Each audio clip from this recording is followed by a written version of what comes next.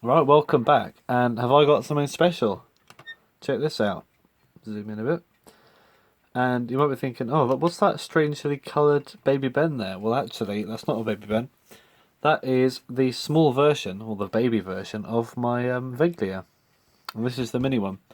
I think this model is called Azalea. But yeah, I don't know anything else about it. But it's got this very nice turquoise um, wrinkle paint on it, which I really like. Uh, And yeah, I probably should have waited till I did my Style 4 Baby Ben series so I could pull that apart and show you just how similar it is. But hopefully, you might already know enough about the construction of a Westclox Baby Ben or any other Westclox Ben alarm clock to really know, how similar this is. Because I think, if Westclox were not involved in this somehow, then this is a real ludicrous thing. This is a real scandalous rip-off. Because I don't have my baby Ben with you, my Style 4. I don't have a Style 1. But if I did, you'd see that I think they're the same size. But even the knob and winder arrangement on the back is very similar. The regulator's in the same place. It's a repeater. But yeah, this is for a presumed knockoff, it's actually a pretty good quality thing. So I think we should, because this doesn't work.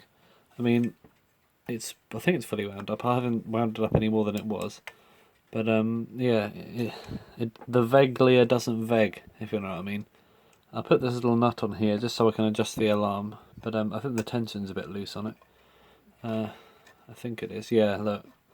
So that's there, but it also just doesn't run at all, like whatsoever. And the alarm doesn't work either, probably because it's a repeater and it does that. So the alarm only works when it is in continuous mode, and it is very loud. So that's enough of the explanation. I think we should just try and get into this thing.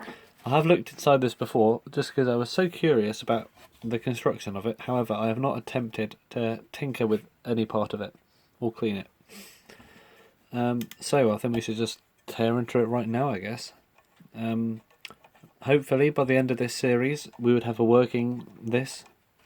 But if we do not, that is a shame. And these aren't actually that uncommon. I'd say these little Veglias are probably about the same commonness around here as the early Baby Bens are. I think I've seen about the same amount of both recently. Of course, the Baby Bens demand higher prices. That's just the nature of things. But I think this is a very nice thing anyway. So we've got these brass bolts on the back of it. And I do really like for me, the only real benefit over a Baby Ben is the paint. Because I assume this was released around the 30s when the Style 2, maybe 3 even, maybe Style 3 actually, but Style 2 and, Style 2 Bens had a crackle paint finish. So I think this is maybe just to get on that bandwagon, I guess. But it does look very nice, because the original Baby Bens I don't think were painted at all until the Style 2 came around, which had a base on it. Maybe they just didn't change these, I don't know. So as you can see, the inside of it, this inner case here, is very much a Westclox thing. I have never seen another alarm clock constructed quite in this way that isn't a Westclox. I think there's definitely something going on here. And, it's a bit fishy in my opinion, how they got away with this. Or maybe they didn't, I don't know. If they weren't involved. If they were involved, fair enough, but I did not find any information about them or Westclox have any licensing with this company.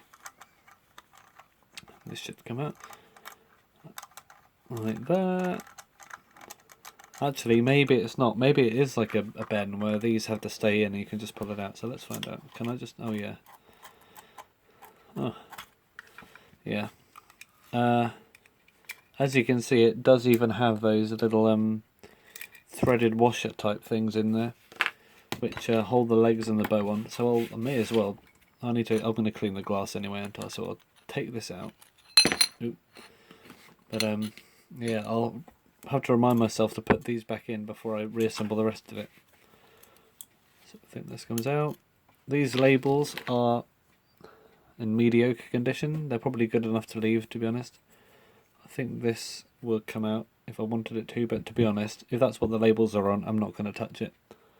So I'll leave this in here. But yeah, it's a lovely colour. I think it would definitely benefit for a clean. I don't know what that residue in there is. But yeah. So we got this in a clock, I guess. Trying to work out what I did last time. Oh yeah, there were screws. But where were they? Oh yeah, there they are. We got 3 little screws, just like a baby Ben.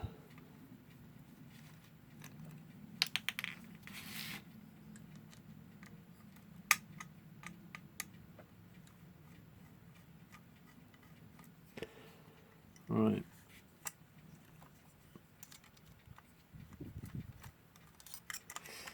Seem to be having a bit of trouble with this one. There's always one, isn't there? There's always one bolt or one screw that just decides not to cooperate. Maybe it's supposed to stay in there. Yeah, it might be actually. Yeah, it's already come out of its way. Let's get the hammer. Where's the hammer at? Where is the hammer? You'd think it would be oh no, it's not, it's in there. Okay. You'd think the hammer might get stuck, but it didn't this time. So how do I get this out?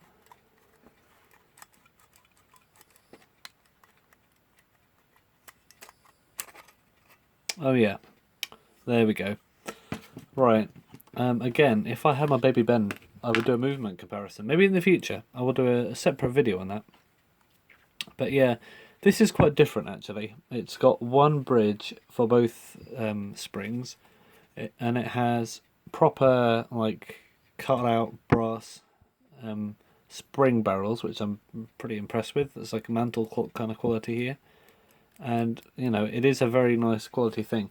It's like that HAC I did a while ago. I can't remember if those videos are still up, but I did a little HAC alarm clock from 1921, and that had a very sort of similar quality movement to it. So I don't know why this isn't working, to be honest. I mean, the spring winds up and everything winds up. Maybe it's just dirty. I mean, it looks like it just wants to run now, but now it's just stopped. Okay, must be a dirt thing, I guess. I think most of these are, to be honest. So I'll try and... Can I get these hands off? The hands on these are always the most annoying part. Right, that's one. Maybe I can leave this maybe I can leave this hour hand on. I think a lot of the times I can. And can I get the alarm one off with my fingernails? Yep. Alright. So oh, it's bent tabs. My favourite. My favourite.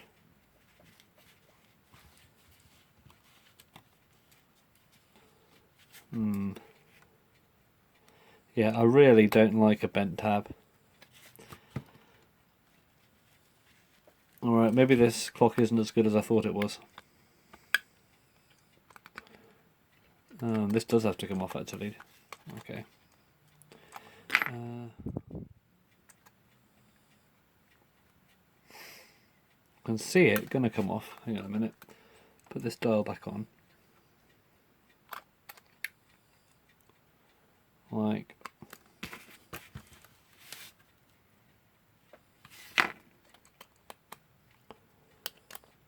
that. I'm trying not to get more oily fingers on it, but I'm gonna try and use like something plastic to lever it. See if I can see anything around here that I can use. 1 minute. Right, I've got my metric edge. Oh, this just come out again, doesn't it?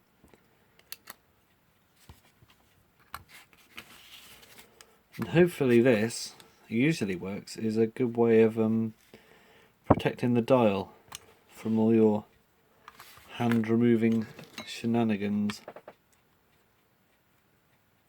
Oh, there we go. Probably better ways to do it, but I mean, if it works, I guess. Okay, we got our dial pan, as it's known in the trade, and by me. And we have an X there for some reason. Any other marks on this thing? I don't see any. Might discover a couple of marks when we open this up. So as always, I've never actually done one of these movements before. I've never even seen one of these movements before.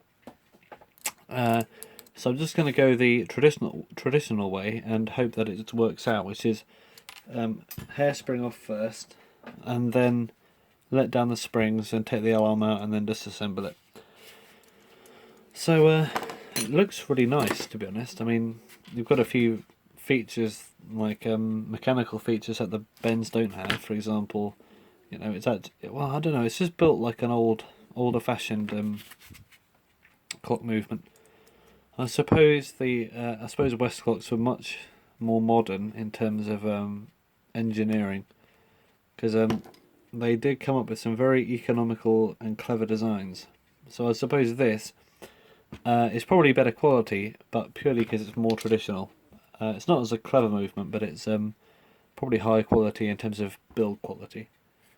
So I'll try and unthread this thing, and I've just noticed we've actually got, what's this? Oh, we've actually got 2 impulse pins on there. I don't know if you can see that. I don't know why that is, but I see it a couple of times. We've actually got 2 impulse pins on there, and that's usually on the older stuff like this. So I'm not sure where that comes from or why, but maybe it's just so it's a bit wider, I guess. Designed for a slightly wider pin, and instead of having one big round one, you've got 2 little ones. I don't know. So we got this unthreaded, and this is blocking it, which is very annoying. Maybe I need to take the alarm out. Like that. And it looks like the alarm just like unscrews, just like a Ben. But instead of having anything clever on the front, you've just got a thing like the pre-7s. Because the Style 7's got that central alarm hand on the dial. So you've got some extra stuff going on. But this is probably like a Style 4 kind of or 4 and earlier type design, where it's basically like a normal alarm trip shaft, trip spring and everything, without any sort of clever pivoting designs. So look around what we can do next.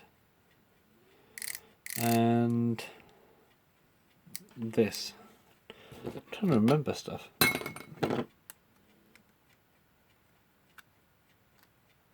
Is this lighting any good? Yeah, that'll do.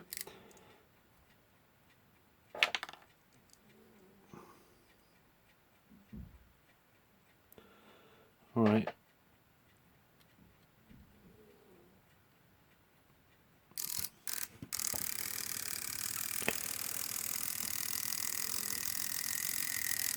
This is actually pretty sharp still.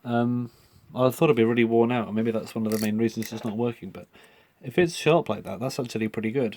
I mean, it's probably everything else that's just dirty, that instead of anything that's actually worn out or broken. Because it all looks pretty clean inside, except the pivots. So I may as well let the alarm down like this.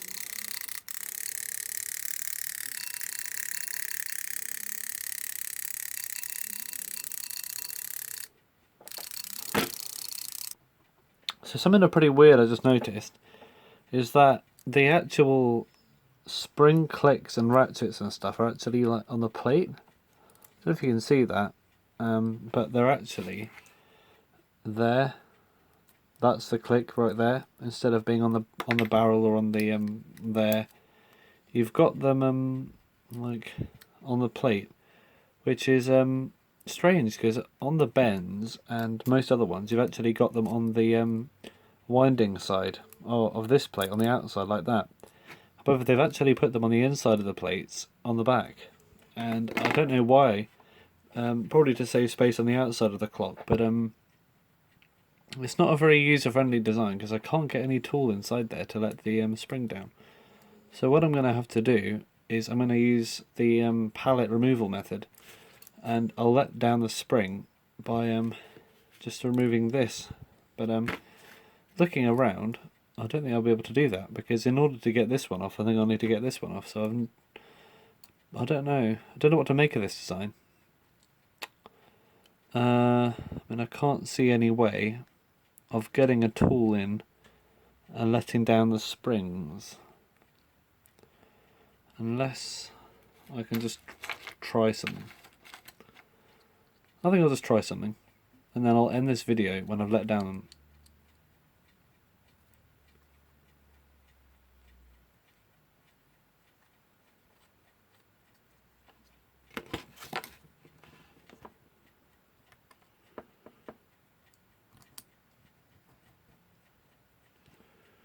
No, I can't realistically get a tool inside there. Yeah, I don't know, to be honest. I don't want to bend the plates at all. I'm worried that I'm going to have to. I'll just try and loosen them a tiny bit, just so I can force up that little bit to get the pallet out.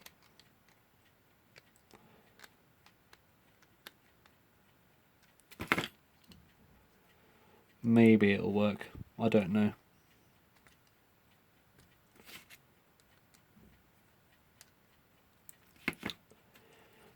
Yeah, I mean, unless you know how to do this, I would not recommend getting one of these to try out, because the springs, you can't get to them, and that's making my life a lot more difficult. Although this is bending up a bit more than I was expecting, so maybe that's not too bad.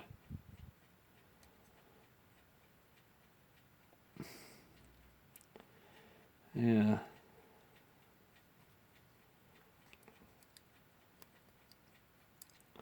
The last thing I want to do is bend a pivot. Oh look, I got it out. Alright. So maybe it's not too bad. If you can do that, then I think you're sorted out. So I'll do this up before everything flies out everywhere.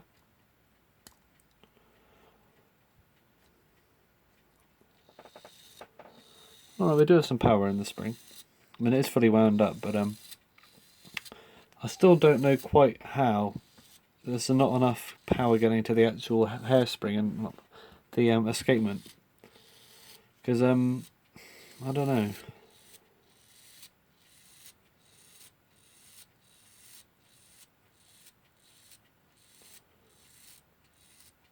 So I'll end the video here, and then the next video I guess will be probably sometime later, maybe tomorrow, when I've let this thing down properly, and it's all going well, hopefully.